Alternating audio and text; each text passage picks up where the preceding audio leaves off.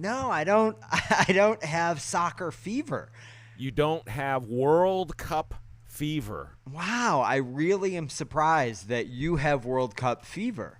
Why? Why are you surprised by that? I don't know. I just am surprised. I'm surprised. I didn't take you for a fucking communist. That's why. Well, then you don't know me at all. Wow. Well, I'll tell you what, comrade. why don't we get into it? Welcome to Backtracking, the show where three old friends take a second listen to classic bands, influential albums, track by track. I'm Roth Bagdasarian. And I'm J. William Hall. We'll be taking this journey together, providing context, both personal and historical, on some legendary bands. I'm Dan Biden. For our third season, we've selected 15 of our favorite albums that we think deserve a good old-fashioned backtracking. Backtracking is the greatest podcast. Raph and JW. And I make this podcast every week. Backtracking is the greatest podcast. Get ready for podcast action. All right, guys. Yeah. Are you ready to cover one of my picks? One of my sneaky picks. It was kind of an unexpected pick, I think. Candlemass, Tales of Creation.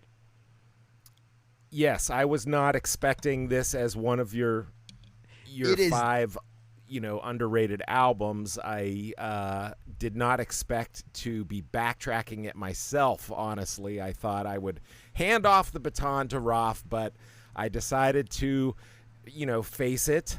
Yeah. I decided to face it. Yeah. And I decided to backtrack it. Yeah. And I'm here to say that I'm glad I did. I love it. Now, J. William Hall, this kind of music is way outside of your comfort zone. Like, right. You really don't, you don't really know or like really any metal or really anything metal adjacent, do you? Well, so the answer is mostly yes. Like, I did not get into metal when I was coming up as a lad. I was listening to all the wispy, wimpy British guitar bands, clean guitars. Wait. Lots of layers. You were listening to mostly yes? Is that what you said? Mostly yes? No, mostly wimpy 80s alternative British inflected or like REM, very jangly. Okay. Like, that's what I was mainly listening to. Yeah. In my youth, and I did not get into hair metal. I didn't get into any of the metal offshoots, really. The only way that I was able to sort of enter the headspace to kind of like really, listen to this album and get into it was through Soundgarden. Okay. Who, in college, I thought you were going to say drugs. as Soundgarden ascended, like, Dan, I think you probably were instrumental in turning me on to Soundgarden. Yeah. And so that was a touchstone that I was able to lean on as I backtracked this album, which will be evident from my comments, which center around Soundgarden. Well, you know what? I don't think of Soundgarden immediately when I hear Candlemass. Okay. But I do not think it is a totally ridiculous comparison or kind of touchstone for you, because they both have that incredible sludginess. You know what I mean? Yeah, just like the just slow, heavy, dirgy riffs, these off-kilter kind of repetitive riffs.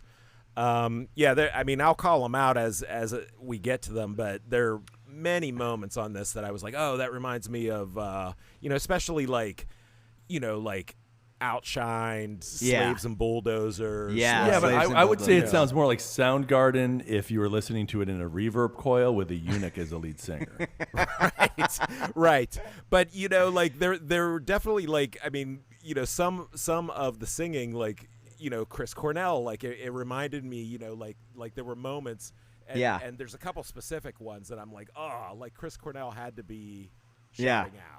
To Candlemass. I assume that the Soundgarden guys, Oh, right. That's an interesting one. Candlemass. I don't know. Now, Rolf, you as the primary songwriter, singer, and lead guitarist of the band Amplified Silence are kind of a metal god. You are at home in metal, right? Continue. Yeah, no. Yeah, I came up with the lyric, welcome to my nightmare, welcome to my fear, welcome to my nightmare, and Satan is here. And, it takes, it's easy to laugh at that and think, oh, you just came up with that as some 15-year-old kid. But the trials and the journey we had to sort of, traverse in our hearts and our souls and quite physically in the real world to come up with those lyrics. We could not have done it if it was not for Candlemass. Yeah. Well, but Rolf, seriously, you liked metal, especially kind of when I liked metal, late middle school, early high school, and liked quite a lot of different kinds of metal, right?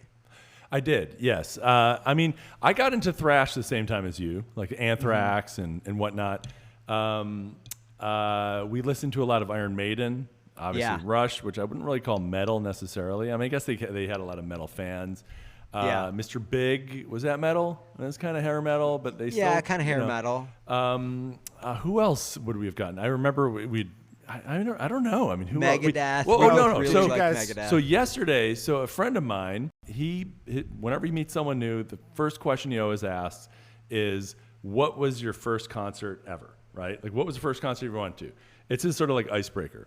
And I'm like, I don't know. Like, really? I don't know. It could have been Mr. Big in Washington and Niagara in the Square, downtown Buffalo. But then I realized was it Monsters of Rock, Dan? It was like Anthrax, Metallica, Megadeth, and Slayer. It was Anthrax, Megadeth, and Slayer. But the amazing thing about that show was, who opened the show? Alice in Chains. Yes, I remember. It was right after their first record was released. So Man in the Box was kind of that was the single off that first record. But the thing that was funny about that performance, that was when Lane Staley had dreadlocks still. But we were right up in the front. Yeah. It was general admission. And the thing that was funny was the three main bands were up on this stage at this big outdoor arena, but they didn't, because there were three bands, they had no stage, because one would set up in front of the next, right? But there was no room on the stage left, so Alice in Chains had to play on the ground in front of the stage. Oh yeah, and it was so it was a rainy day. There. It was overcast. So was that your first concert, Dan? It might have been, but for some reason I feel like my first concert wasn't the Iron Maiden and Anthrax show in Rochester. That's the other one, that? But that happened. Okay, so I know the date of that show because it was the day before the Buffalo Bills beat the Raiders, the Oakland Raiders, or it was the LA Raiders at the time, for the AFC Championship to go to the Super Bowl the first time. That would have been 1991, and we would have been 16, right? So we would have been 16. I would have been 16. I could have sworn that we were younger. We were younger when I'm sure we were younger when we went to that. When we went to that, then compared to the Anthrax one. I remember because I was young enough research. that you guys there was a group of maybe 10 of us, right? And everybody was going to take the Greyhound bus from Buffalo to Rochester for this concert. Yeah. And this is before someone tried to mug phones. Justin Chatov and I, and we kicked their ass. But this is before cell phones. And so, but my mom decided she didn't want me taking the Greyhound bus. So she called a couple of the other moms and four of us ended up being driven up to Rochester by my mom and one other mom, and they went out to dinner and waited for us. And then the security guards, they went up to when the concert was still going on, they went up to the doors and said to the security guards, "Hey, would you mind if we just check this out, see what's going on in there. So they went in and saw some of the Maiden show while we were kind of down it's good on the they did floor. that, because when I took the bus and I went with Justin Chatov, and two guys came in and they tried to mug us, and I grabbed one, I threw him to the ground. Justin started kicking him in the head, and then they ran off. And so we got in like a little kerfuffle at like 1 o'clock in the morning in the downtown Rochester bus station. Yeah. Yeah. But we busted some ass there. We kicked their asses. Yeah. Just like we're going to kick ass with Candlemass. I know. All right. So listen, we're going to get right into Candlemass. But guys, we can't get right into it too quickly. You know the reason why. We have housekeeping. Yes. We are one of the premier podcasts in the entire world. That comes with certain things we got to do. Housekeeping is one of them. Yeah, you got to keep that house. So, all right, guys. Number one, Cardinal. 2 episodes last week. Ralph, I know that you listened very closely. They were fascinating and spectacular episodes, in my opinion. But I do want to point out that we had massive technical problems during that episode. And there are a couple of moments when you listen to the podcast where you can kind of tell. But basically what was happening is Jay William and I could not hear one another. There was so much lag that he would say something and then there'd be like a 25 or 30 second pause. Then I'd hear it and then I'd say it back, or I'd answer it. And so it really was super screwed up. You could kind of tell. I wanted to acknowledge it. We did our best. Hopefully we won't have the same issue today. Well, comedy ensues when there's delay. I mean, that's one of the oldest comic tropes and mechanisms. It was not funny. It was not funny. Well, I mean, I think to some people who with autism it was. Well, all right. So next bit of housekeeping, also Cardinal related. I said in the episode, we were talking about the elusiveness of Eric Matthews and Richard Davies of Cardinal, and how they hadn't responded to us and our various inquiries for an interview. Well, I wanted to kind of say and acknowledge, after we recorded the episodes, Eric Matthews did in fact respond to me. Yeah, and I said, listen, Matthews, too late, buddy. You fucking missed the rocket ship to fame and fortune. You know? Stephen Page, take notes, Stephen Page. I know. I did not say that.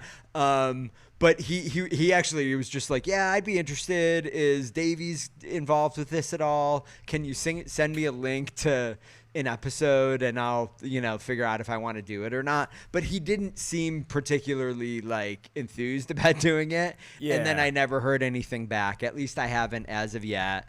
But I did want to acknowledge he did at least respond. And so what I said in, I think, 2 episodes ago about them failing to respond, I retract. I retract it because I am a man of honor. Well, that's big of you. And, yeah, thank you. I think that's good that Eric responded. Maybe a little too late for this season. Yeah. But, you never know. You never know what might happen. Maybe after he heard the episodes, he thought, I'm just going to leave that be. All right. So the last bit of housekeeping, very minor. We got a really interesting positive response from a little post that we made in the Elliott Smith subreddit, where, I essentially posited in there, hey, Cardinal, Tony Lash is a connection point, Heat Miser drummer, Elliott Smith, early production guy on the Cardinal record. Eric Matthews, of course, recorded an unused trumpet part for the Elliott Smith classic, Needle in the Hay. So I said, listen, there is a chamber pop thing that both of them are clearly into. I think there was some real influence back and forth between these two. And a lot of young Elliott Smith fans said, I can't wait to check out that album. So I'm very happy about that. Now, one person, though, goddamned username is the username, said, glad you guys are covering Cardinal. It's a great record, but I don't think there was any crossover or influence. And that was just it. Very authoritative. didn't provide any reason or proof, but it was I wanted to acknowledge that there is somebody out there who disagrees. And you've been stewing over this. I have been ever stewing. since you saw the comment. I've been stewing inside the steam. You know what? What's important in this world is context. Context is everything. And if you don't have context, it's like basically dropping a turd, on a plate in a nice restaurant and just walking away and being like, "Yep." It's like, is this art? Is this food? Is it criticism? I don't. I'm asking myself those questions about this line of humor that you're doing right now. It's not humor. It's about context. So if you say, I don't think blah, blah, blah, is it art? Give me some context. Like, why? Why do you feel that way? All right, guys, I don't want to get stuck in the housekeeping. This is not what we should be doing. Thanks to the turd dropper for dropping a turd. All right, so listen. It is time for the personal context. And I've got some questions and comments to make to you two, my good friends, and who I have some personal context and questions about. Mm-hmm. Number one, Raf, I need to acknowledge it. Your brother Ara introduced me to this album. And I believe did he? I was in, yes, he did. I remember it like it was yesterday. I think I was in 8th grade. We were in the basement. He was having, what was the name of his metal band in those days? Snowblind. He was into Black Sabbath, which is very Sabbath-esque. So yeah. So it was they were the guys, the Snowblind guys were in the basement, about to rehearse. They were sitting around, but they hadn't started rehearsing yet. And you and I were there, like hanging out in your bedroom or whatever. But when I came through, they had music playing before rehearsal, and it was this album. And I said, what is this? And Ara was like, oh, it's this band Candlemass. You got to check them out. And for whatever reason, I liked what I heard. I did check them out. And I fully fell in love with this specific album. Wow, I didn't know that because all those years, I thought you were listening to Belinda Carlisle and not this.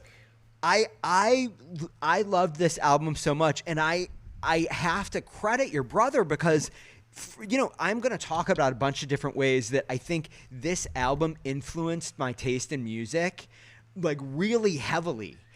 And it isn't totally expected, you know what I mean? But ultimately, all of these things are what caused me to select this as one of my top 5 because it was just, I think, so influential on the kinds of stuff I wound up liking much later on in my life. So Number 1, this is a concept album, guys. And if you know me, you know I love a concept album.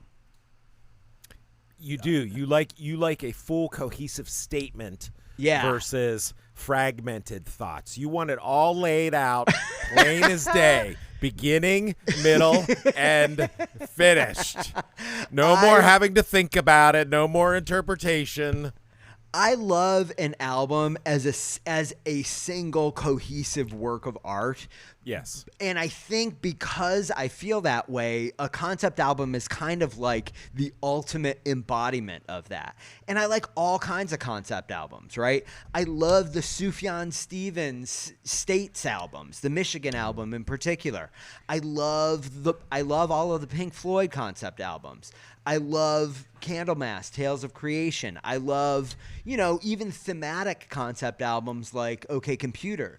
I am a fan of the concept album. Okay, so I just want to give a little disclaimer for all of you listeners, 35 and younger. You're free to leave now, okay? Thank you. Thank you for coming, though. Now, a second thing that I think that this album really, a thing that it tickles that I love and I've always loved is I love rock that is really theatrical. I love a certain theatricality to not all bands that I like, but I do kind of go for bands that have this really unironic theatricality. And I think Candlemass totally has it. Space Hog is another band that I love that totally has that. You know what I mean? That Well, I'm also thinking of the Peter Gabriel Genesis era, even like totally Shudder to Think. I think has a real theatricality. Yeah. You know what I mean? You like a glam kind of element. Well, speaking of that first Maiden show we went to, Dan, I remember because when we grew up listening to Maiden and seeing all their stuff from like Seventh Son of a Seventh Son or like Somewhere in Time or Power Slave or whatever. When they toured, they have this hugely theatrical show. I mean, they were like archetypes. They created that. They were the prototype band. And then when we saw them in Rochester, remember they showed up, they're just wearing like leather jackets. And Bruce Dickinson, I remember, I was so crestfallen. He's like, yeah, we decided to just drop all the theatrics and everything, just come do some real rock and roll. And I'm like, fuck no. Like, what the hell? I remember that vividly. I was traumatized by that. But I'm glad they got back to it.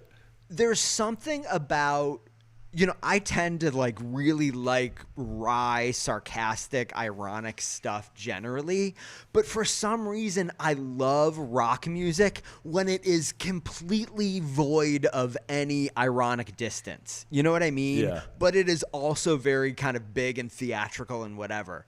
And that's always stuck with me. So Candlemass totally has that. The next thing that I know is probably the thing that you guys were going to spend a lot of time talking about is this is slow music. And this band kind of taught me that like playing really slow music doesn't mean that it has to be soft. It like can have an intensity. It can have like, there are all kinds of like interesting colors within slow.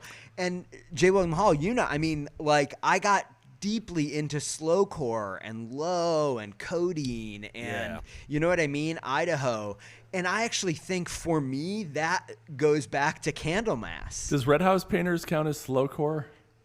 Yeah. Yeah. Okay. And so I think you wouldn't immediately say like, oh God, Candlemass led me to Red House Painters, but I think for me, in a weird way, I really totally did. see that. I totally see that. It's just the way Samuel Barber got me into Candlemass.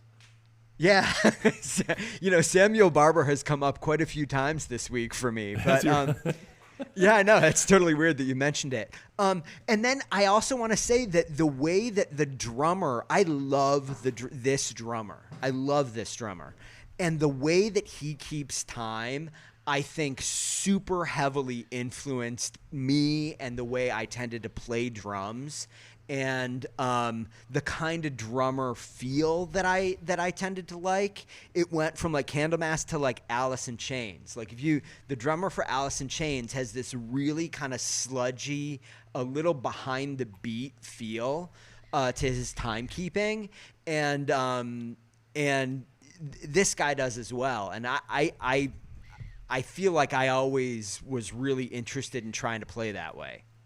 So they were a personal influence. Yeah. Elements of their sound crept up in other places that you were drawn to unexpectedly. I can hear all of that, especially after backtracking this. I draw a lot of comparisons in my comments to the 90s slowcore and so get ready. Yeah. I can't wait. So anyway, but the other thing that I think is weird about Candlemass for my personal Candlemass journey is, all right, so there is this, we'll get into a little bit of the history of the band, but like there are a couple of albums at the beginning of their career that are generally kind of considered the classic era of Candlemass, and it goes from Epicus Doomicus Metallicus, which was the like namesake for epic doom metal, which Candlemass kind of like invented. And then there's I can't remember the name of the second album. But then there's this is Nightfall. The third album. Nightfall. Second album is Nightfall. We're talking 1987. Yeah. And then this is 89.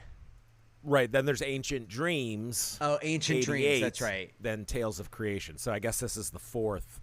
This is according to Discogs, the fourth. Yeah, okay. No, that's right. Yeah. But I've listened to other Candlemass and it just doesn't hook me the way that this specific album does. So like this is a band that I kind of a long time ago, kind of sort of started going through their catalog, which is generally how I like to do it with bands. If I like one album, I like to really get into the whole catalog.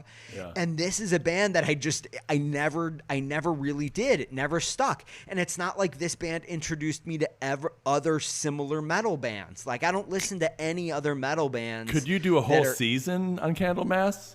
No, I don't think I could. I really just like this album. You know what I'm saying? I think the thing about this album, though, is that I really think this is one of the only albums we've ever done where we could do a backtrack, retrack in any configuration and it would sound just like the original. I disagree, and we can talk about that. This is foreshadowing for what's to come.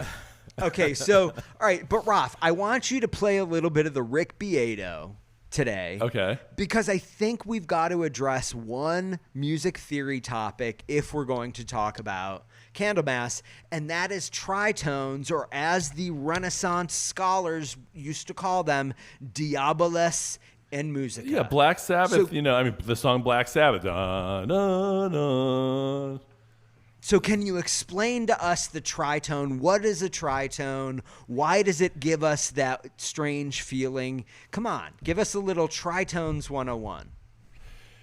So usually when you go to like a major triad, right? So from 1, 2, 3, it's 2 full steps. And then in the major key, you go up to a half step. And I'm sure going to be land-based because this is probably not right. You go up to the fourth. So from 1 to a fourth are 2 full steps and a half step, right? Yeah. So a tritone is 3 full steps. So instead of going from, do, re, mi, fa, you go do, re, mi, fa. And it's that da, da is the tritone. Yeah. It's not. Okay. It's in between a fourth and a fifth. Yeah. It's like Satan's land. And this type of kind of, I don't know, scale, or what would you call that? What is a tritone? Like, it is a. It's not part of like when you're talking about like an ionic scale or something like that. That goes up like closer to like the 6, like up to the higher. This is da na na na na na. I don't know. I'm fucking talking. It's like kind of whatever that is, whatever a tritone is, a kind of a chord, or I don't know what. It's 3 full steps. It's 3 full steps. But whatever that is, it is historically it's where Satan dances, roll, right? It's where Satan dances. This is a thing in music that, since the medieval scholars wrote about music, they literally called it diabolus and Musica because of that kind of eerie feeling that it gives you when you hear it. I have a question as a metal noob. Yes. Black Sabbath. I know a lot of metal goes back to Black Sabbath, but who influenced Black Sabbath? Like, it was blues. They were a blues band. It was real. So they were blues. just hard blues. Yeah, they did heavy blues, and a lot of Black Sabbath sounds. I don't want to belabor the point of Black Sabbath, but a lot of the sound for Black Sabbath was because Tony Iommi had a shop accident where he cut off his fingertips, and in order to get a heavier sound, he basically created like a guitar tone that was tuned down a little bit with like heavier tones. And that was because of his physical disability. So actually him getting his fingers cut off in shop class is what created heavy metal, ostensibly. Which is in some ways like the most metal for metal to be. That's the most metal way metal could be invented, is someone cutting off the ends of their fingers. Yeah. But the ironic thing is that then you get to something like Candlemass where the guitar solos are all fingertips.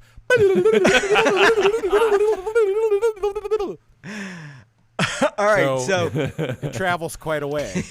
All right, so let's get into the basics, guys. We have now done the first ever music theory segment on the show. Right. Please write in and tell us how you think it went.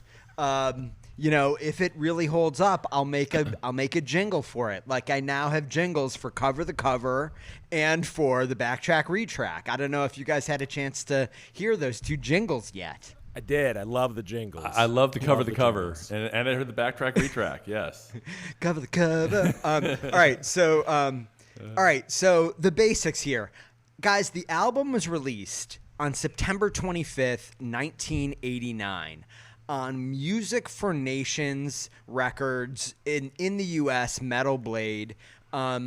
It is 42 minutes, 43 seconds. That is a tight record. Metal that Blade was an imprint of length Enigma record. Records too, we should say. And I, of course, am listening to the version that is just on Apple iTunes. It includes a lot of hidden, like extras, demos, stuff. Demos. I did not like those, and I think that the album really should end on that 11th track, Tale of Creation. But there are some B-sides. That really is the album, but then that other stuff is just the extra reissue, whatever. Yeah. And all right, so the band, the real kind of genius behind the band is Leif Edling. Leif Edling is the bass guitar player and the primary songwriter kind of / band leader. Okay, he is really the guy that, you know, has been in Candlemass over lots and lots of personnel changes and all kinds of stuff over the years. He's like the Steve Harris of the band, you know, like in Maiden. He is exactly like the Steve Harris of the band. Great call out, Ralph. Yeah. So who else is in the band? Well, I'm going to start with Jan Lind, the drummer on this album. I am a huge fan of his work on this record.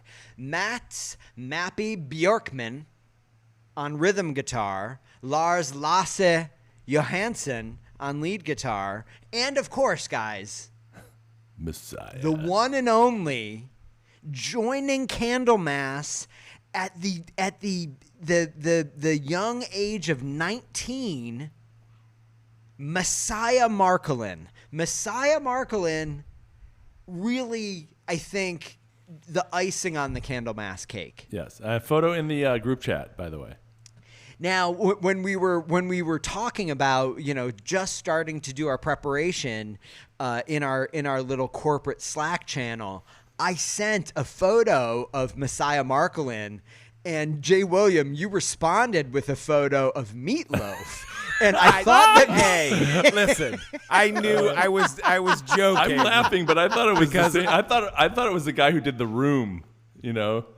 Yeah. No, I knew that's who it was. I had already think I'd seen a photo of Candlemass or whatever, so I knew that the singer was like this, you know, character kind of thing. You're breaking my heart, Lisa. You have to admit, he looks a little bit like Meatloaf, you know, like.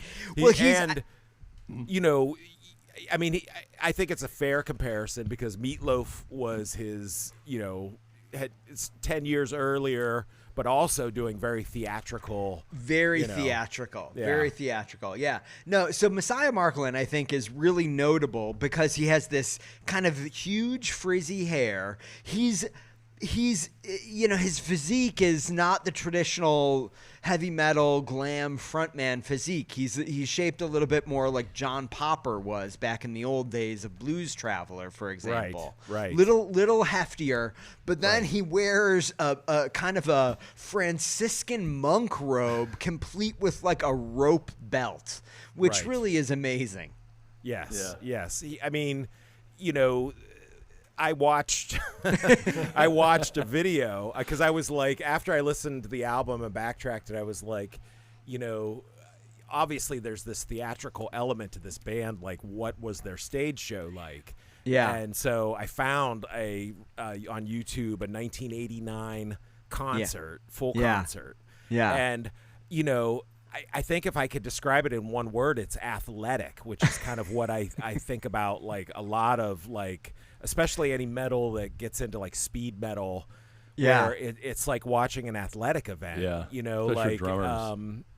Yeah, you know, like I mean the double kick drum, just you know, and you can just see both legs like, you know, just like working it. But Messiah Markkonen, like as the front man, I mean, was pretty amazing to watch. You know, just how much he puts into the performance and. You know, I mean, I think like seeing this music live is always for me going to beat just listening to it. Yeah. You know, like, because I think it is like the performance is embedded in it. Like, you know, and you get a taste of it with just listening to it, but like you kind of got to see it, you know, like,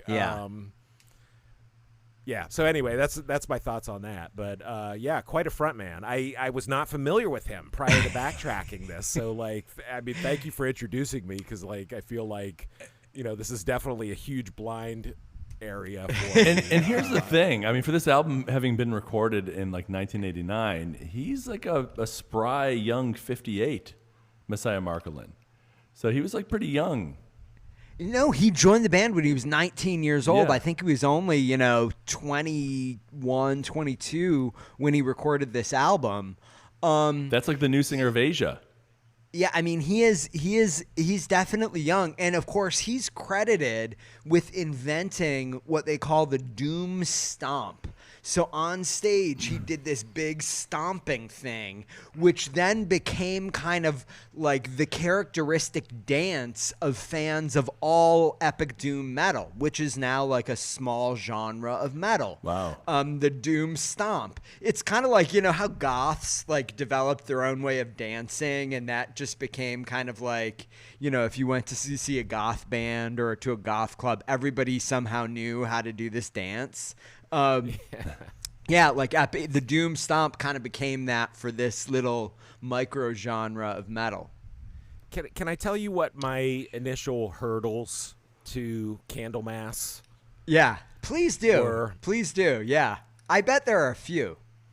Well, there are two mainly. One is that their sound feels close to sort of like the sound that Spinal Tap and a lot of seriously, like they were making a parody of, like the ridiculous, pyrotechnics and whatever, Stonehenge of where the demons dwell. and thematic, whatever, and I mean, and of course Spinal Tap musically was good, it was good enough and catchy enough and whatever that we still love those songs, but it's sort of like, to use a British expression, it took the piss out of metal, like kind of so hard that I think that kind of like stink was on metal like all the time after that, and this is to the extreme, like theatrical, like there is no doubt that this band really like. It is very easy to just laugh at this band for the coherence of ridiculousness of the whole thing. You know what I mean? Like, well, I think that's going to be your task during this backtracking is to explain to people why they shouldn't just be. No, I know it's really hard, but you have to kind of give yourself over. You just have to enter this album thinking like, it's not ridiculous. I'm going to go with it where it takes me. I'm going to turn myself over to this album on its terms. And I think if you're able to do that, it's fucking fantastic. Did you do that? But I totally acknowledge it's hard to do that. All right, no, but I mean, already, like, my interest is piqued, and maybe I'll do that. You could have told me before. I will admit that by the time that I was, like, doing my final listens today, I was tapping in a little more, like with every album that we backtrack, it's like you start out first listens rough, and then with each one you as you start taking notes and really listening and starting to think about things and Googling this and that, and suddenly like you're kind of weirdly hooked. But I also the last 2 mornings I woke up in my head earworm. Break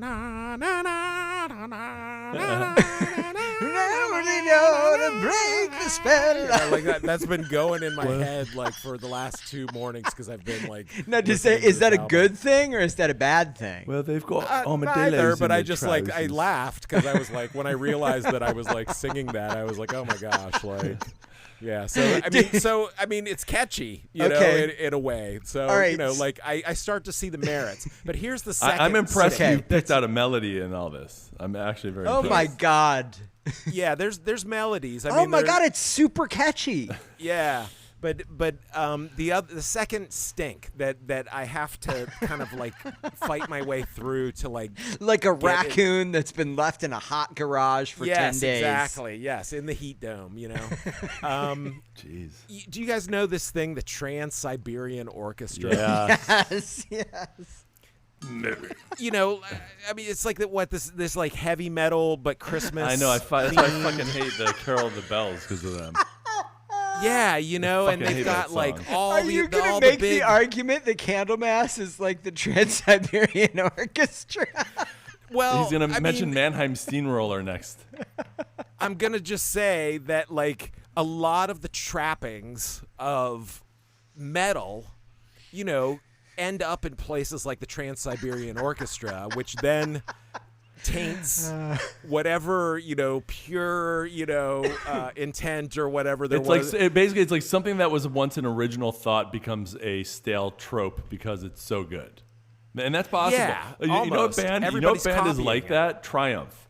Like, if you listen to Triumph songs, it feels like it's just rock trope and cliche after cliche.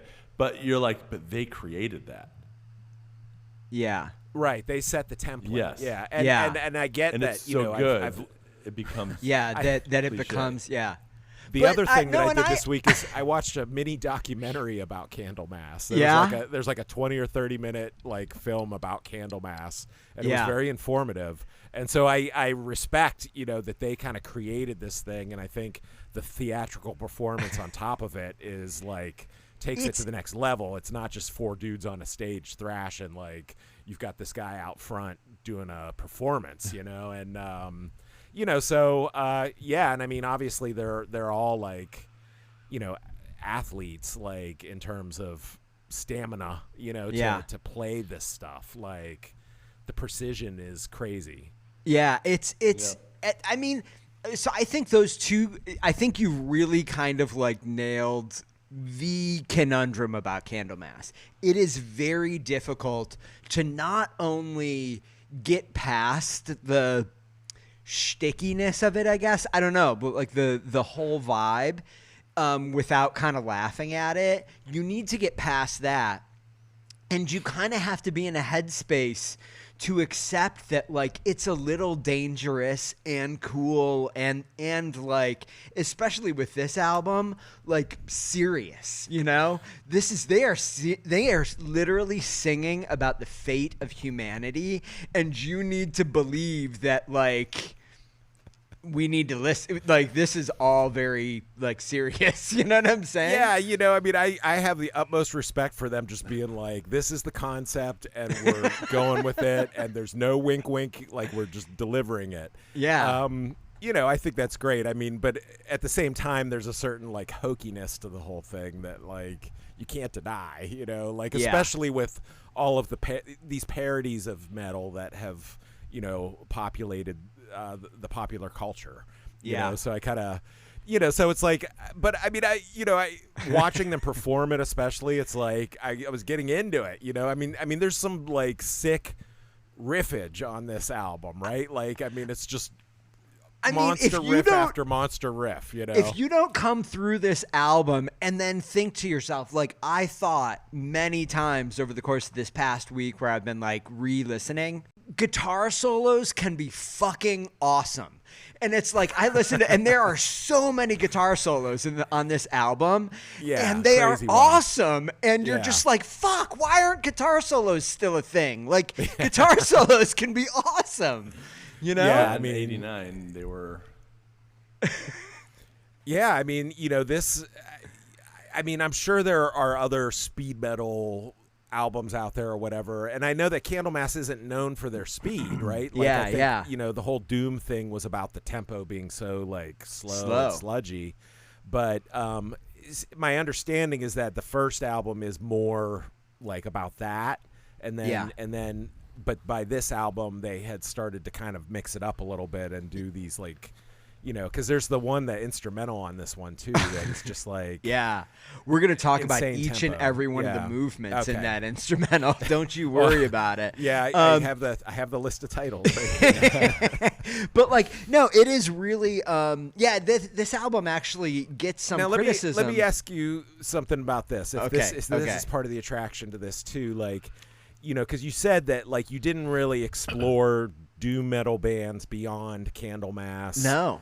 You know, is there something about them being Swedish that adds an exoticism to the whole thing, or for adds me? like you mean? Well, I mean, just in general, like as part of their appeal to. I think it's Americans, the contrast and juxtaposition to ABBA and how stark it is. Well, this is the comparison I make to ABBA. Because you know how, like, if you really look at ABBA lyrics, like, they were obviously fluent in English, but, like, trying to write song lyrics in English, like, sometimes they had some really peculiar turns of phrase that, like, it's like, that's not how you say that or whatever.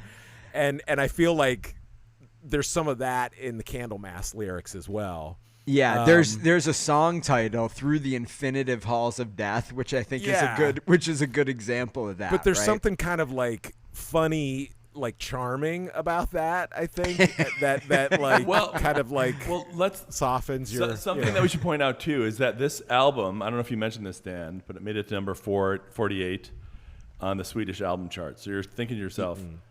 48? Like what? Like behind yodeling? I know there are 47 other Swedish albums. Well, no, but I Ace looked of it Base, up, and Ace of Base on the album. Swedish album charts, it also includes international titles. So like Prince had an album in the top 10, okay. Madonna. So they're competing with the global artists, not just Swedish. So I mean, listen, Candlemass won some kind of Swedish Music Lifetime Achievement Award or something. For me, Jay William, I will not say that their Swedishness played a factor in my passion for Candlemass and this album in particular, because I do not see color. I do not see color. Were you aware of their foreignness when you were introduced to them? Oh, no, not when I was introduced to them. I didn't know until I got the album. Okay. Yeah, so that didn't come up. And much later on, I think like the Nordic territories ended up being known for like black metal and death metal and all kinds of metal. But that really, I think, developed like later. You know what I mean? They were clearly a part of the early wave of like Candlemass was part of the early wave of that, but that reputation hadn't been kind of established until after Candlemass, I don't think. I have no idea, and I don't know what I'm talking about, but here's a wild conjecture. Okay. Do you think that the metal genre has taken more hold in Scandinavia because it sort of dabbles in this sort of quasi or faux Nordic mythology, language, imagery? Do you think that infects the genre a little bit, and that like makes like people from like I reject the question. I think there's already a strong tradition in mythology in those cultures, and I think this is just an extension of it. I don't think that the Nordic specific stuff really, again, started becoming part of metal until like after that second wave of Nordic death metal bands and black metal bands. You know what I mean? I think if you look at kind of like the mid 80s metal, there really isn't much Nordic stuff. I mean, there's Iron Maiden, which kind of goes, you know, if they go into other kind of like mythologies, it's like Egyptian. They did a whole album called Power Slave that was all like kind of a concept album actually about like Egypt.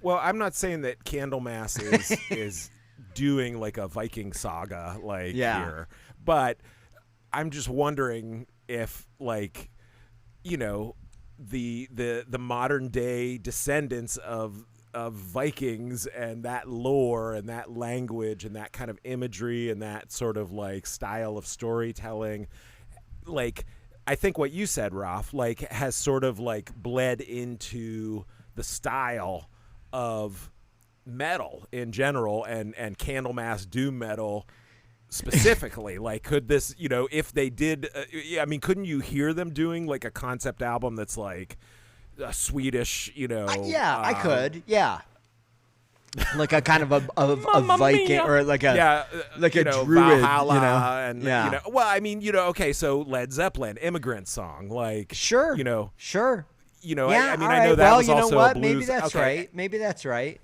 I'm maybe just popping from maybe here to Immigrant there now. Song is kind of the source, like that is the source.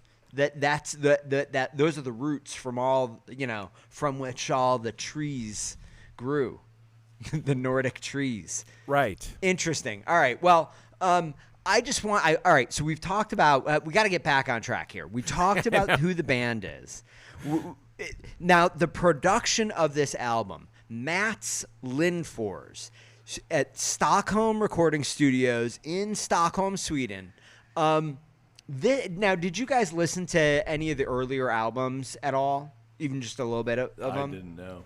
Skosh.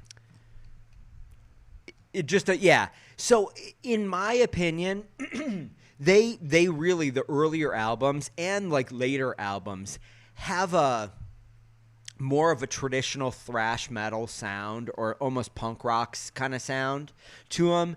And this one like has this really unapologetic, epic concept album-y, just it's got hugeness, 1989 like, filled with sheen. reverb, like just big sound. Mm-hmm. Yeah, studio sheen for sure. I mean, you can tell just by the name of the studio, Stockholm Studios. This is like the capital city name studio, right? So like, they were flirting with the big time. Yeah, this was it's a big studio, and from what I could tell, Mats Lindfors, it's not like he's known for doing this kind of music specifically. He is kind of like the staff producer at the studio. He went on to do kind of all of Candlemass's or many of Candlemass's other records, but aside from that, there's a couple of metal bands that you haven't heard of, but then there's just like random stuff. And I actually think that those Ace of Base or whoever that Swedish pop band was, I think he worked on one of their records too. So I think he was just kind of a guy in town. They were Nazis, from what I understood. Sorry to drop that bomb, but the album overall, I think, is this kind of like shift towards really clear, very punchy guitars, and then there's like the drums and the vocals are just massively reverbed. They're just in a reverb coil. So anyway, there is, Rolf, you had up at the top of the episode kind of made a joke about it just sounds like it's all in a reverb coil. Yeah. There is no question that the drums and the vocals are heavily reverbed, and it really is kind of the defining, I think, sonic characteristic of this album. I mean, it works. It's ethereal, and it's sonically it's ethereal too. So I don't think they're doing it as a cop-out, that drum's off, so let's just add some reverb. I think it's certainly a stylistic choice. Because again, I mean, the band's called Candlemass. And, I grew up singing in an Episcopal church choir, so we had candle masses all the time. And they were in a church, and it was very echoey and reverby. So I think it was like the idea that it's like a Black Sabbath, like a true Black Sabbath, a ceremony and a Prince of Darkness's temple, which would be made of stone, and it would be very, there would be a lot of reverberations throughout the cavernous hall, and they would be the officiants, the sonic officiants of this Candlemass, and therefore it's definitely. I mean, it's very, it's very.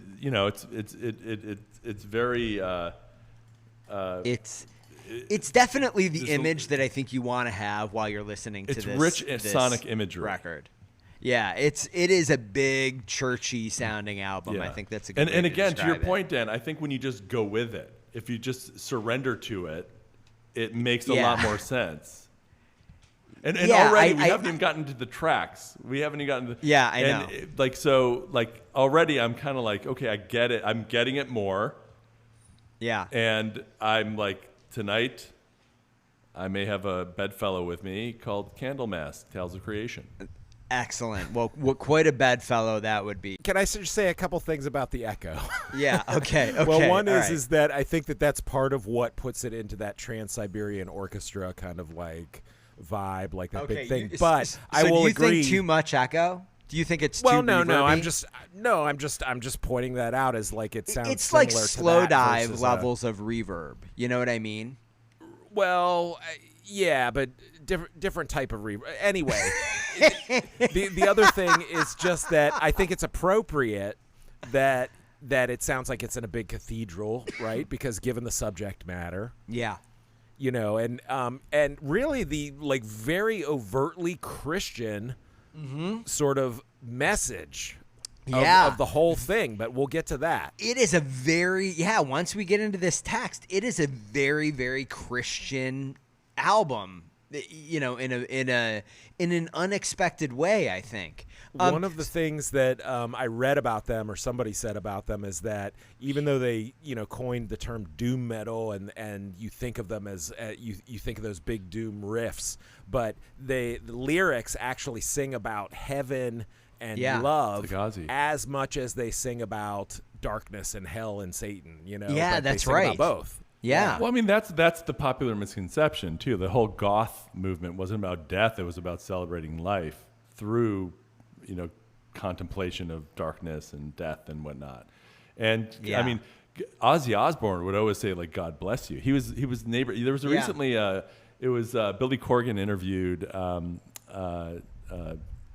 the guy, the old, like the 1950s singer, Pat Boone, who literally lived next door to Ozzy Osbourne, and he was like, he went to church. He was like a church-going guy. He was like, he was not at all about Satan and death and anything like that.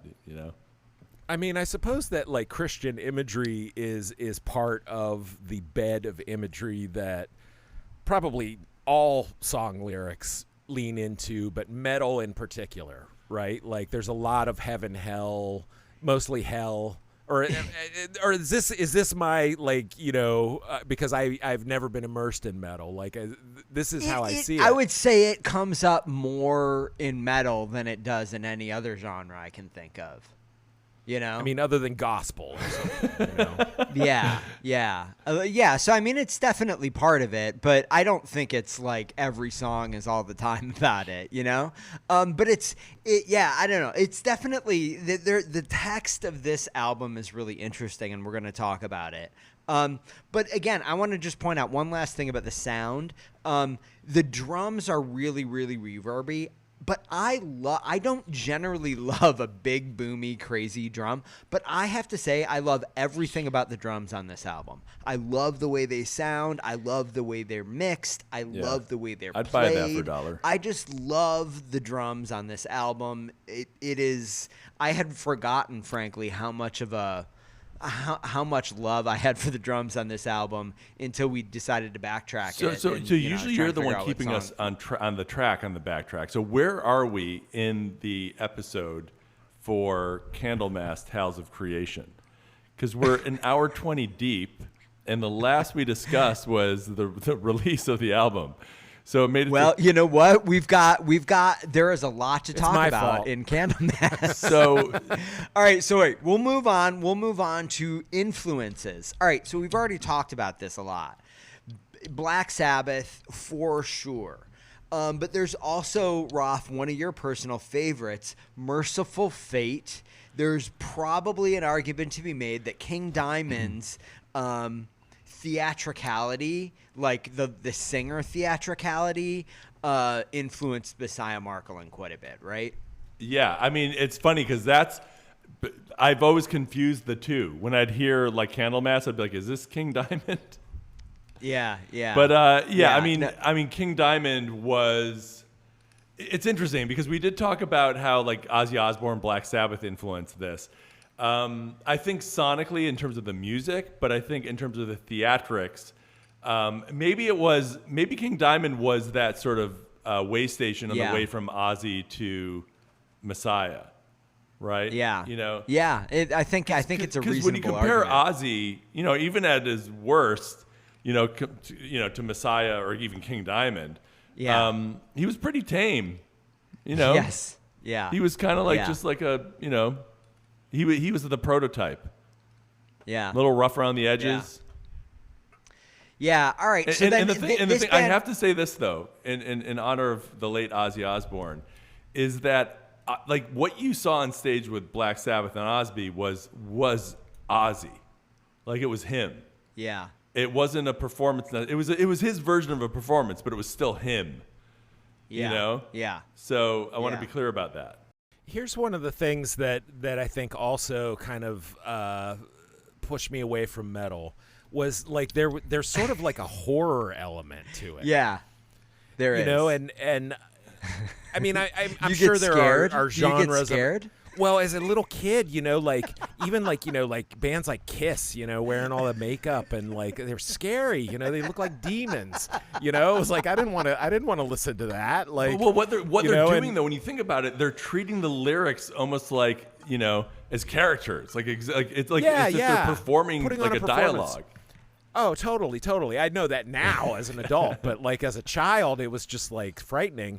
Yeah. And, you know, and I think Ozzy, you know, all I knew about Ozzy was like, oh, he bit the head off a bat. It's like, for fuck's sake, I like, did that once. I thought it was he did it in a not on stage. He did it in a record company meeting, and he was pissed at Sharon. Yeah, you know, but of course this is like pre-internet, and it's just rumors flying around the schoolyard. You know? But I mean that was part of the appeal of, at least for me as a little kid, that was part of the appeal of metal. Was like, it was, again, this seems really dumb now, but that horror thing, it felt a little dangerous, you know? But for some reason, in the same way that I think punk music appealed to some people because it had this kind of dangerous feel, for whatever reason, I think, although punk and metal, I think, especially in the early 80s, sit pretty closely alongside one another, I just never really liked punk, and I always kind of liked metal, and they're close cousins, but for some reason, I never liked punk. That's interesting. Yeah, and my iCamera did a dramatic zoom in right as I was about to say this. I think I would love to debate you maybe in an episode about punk versus metal, because I actually as into metal as I was, I would say like I listen to a lot more punk as an adult and like regularly than I listen to metal. Yeah. You know what I think? Like, I don't want to get totally rat-holed on this, but I will say I think for me, the metal thing, the reason that metal appealed to me and punk did not was I was already on the edge of getting into prog music, and it was about technicality, right? Yeah. And I think punk is kind of by design void of technicality, and metal, there was like, it was this kind of, you know, there was a lot of that in metal, or at least there was the sense that there was some of that, right? Yeah, and I mean, I think for me, you know, I because I'm a trained musician, you know, I from age 7 on, I was like trained either semi-professionally or professionally, and I actually think that in many respects, being trained as a musician can be a detriment to your originality. And I think that what I always loved about punk or band, even like a band like U2, which started out of the post-punk movement, is that there's like the originality that changes the face of music comes from a lack of training and a lack of technicality. That's why I always sort of I think that's I think we're doing a psychiatric sort of evaluation of myself, but I think that's why, like, because I you know me, I'm very technical on the guitar, on instruments and stuff like that, but I don't have the same like melodic just innate melodic understanding that like people like John Lennon, Paul McCartney, Bono, The Edge, like people who just learned, Chuck Berry even, right? Like who just learned from doing because they just felt it, right? When you're thinking in the head as opposed to your heart, I think it limits your ability to sort of connect in creating the content. So the music, I shouldn't call it content. That's like the CEO of McDonald's calling the Big Mac a product. All right, so Jay William, do you have an opinion on this before we move on? Well, I was always more interested in punk than metal, but probably because you're right that there was that technical playing, and I lacked that entirely, and so punk was more what I could like kind of like stumble into. Than there was no way I was going to be playing a, you know, like there was just no way. So I don't know if that's the reason, but I was also scared. of course, by Matt, Chris. you were too scared. You were a scaredy cat. And I was scared of Ozzy Osbourne, and I was scared of I was too, Joe. like Iron Maiden and Why don't you Judas just give me your Priest. lunch money now, nerd? Listen, I'm over here with my Smiths. I'm over here with my Felt. I'm over here. JWH. With my We had a name for you guys in our high school, but I'm not gonna say it here because it's not something you're allowed to say anymore. Well, we'll save it for offline. No, but so JW, I felt the same way about like Iron Maiden albums. Like I'd have like Eddie on the cover, and at nighttime when I was like in 6th grade, I'd be like, oh my God, he's gonna kill me in the middle of the night. I better cover him up. I didn't want to feel that way. It was like the Poltergeist kid with like the clown. I had to cover it up. Oh, God. Yeah, But totally. I wanted one of those, like one of the Killers, the Iron Maiden, you know, those velvet neon black posters they used to make with the Killers album cover. And then when you turned on your black light, it like glowed. Yeah, you get that at the county fair. That's right. That's right. All right. So listen, guys, I don't know if you're going to believe this, but we're over an hour already. And we haven't even gotten to track 1, which means only one thing. We are going to have to break this up into a 3-episode set on Candlemass. There is no better album to spend 3 episodes on, so that's what we're going to do. So until then, all that the people out there need to do is they need to write a review, and it needs to be a 5-star review, and it needs to be effusive, and it needs to say this is the best music podcast ever. They need to share Backtracking with their friends. They need to share it with their family. They need to hit the thumbs up. They need to do that on YouTube, where our channel is Backtracking Rocks ROX. They need to do it on Instagram at Backtracking Rocks. They need to go to X and follow Backtracking Rocks ROX. And finally, just send an email. backtrackingrocks@gmail.com. Until we receive a flood of emails, there is nothing left to do but thank both of you for joining me. Thank everyone for joining us, and tell them to wait just 7 days, and we're going to get into track 1, side 1, Candlemass, Tales of Creation. So that's it. Goodbye. Backtracking is the greatest podcast. Raph and JW, and I make this podcast every week. Backtracking is the greatest podcast. Get ready for